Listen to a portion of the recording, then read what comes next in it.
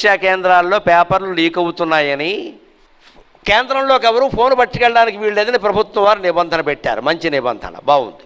అన్ని కేంద్రాల్లో పరీక్ష సరిగ్గా జరుగుతోందో లేదో అని రాచకొండ కమిషనర్ చౌహాన్ గారు పరిశీలనకి వెళ్ళారు. ఓ కేంద్రానికి వెడితే అక్కడ ఒక లేడీ కానిస్టేబుల్ ఉంది. ఒక ఆవిడ లోపలికి వెళ్ళిపోతుంటే ఆ అమ్మాయి ఆపి, సార్ మీ ఫోన్ ఇవ్వండి అని అడిగింది. ఆ అమ్మాయికి నమస్కారం, ఆ అమ్మాయికి నమస్కారం. మరి కేంద్రంలోకి సెల్ ఫోన్ వాడద్దు అంటే కమిషనర్ గారు కూడా పట్టుకెళ్ళదు, ముఖ్యమంత్రి వచ్చినా పట్టుకెళ్ళద్దు, అంతే లెక్క.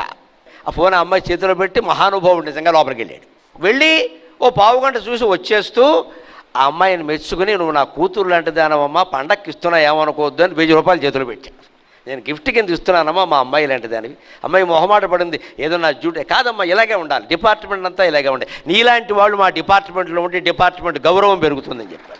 అక్కడే ప్రకటించాడు పత్రికల వాళ్ళు ఉండగా, త్వరలోనే ఈ అమ్మాయికి పోలీస్ డిపార్ట్మెంట్లో అవార్డు ఇవ్వబోతున్నామని. ఇది ఖచ్చితంగా ఉంది. ధర్మరక్షణ అంటే అంతే. పరీక్ష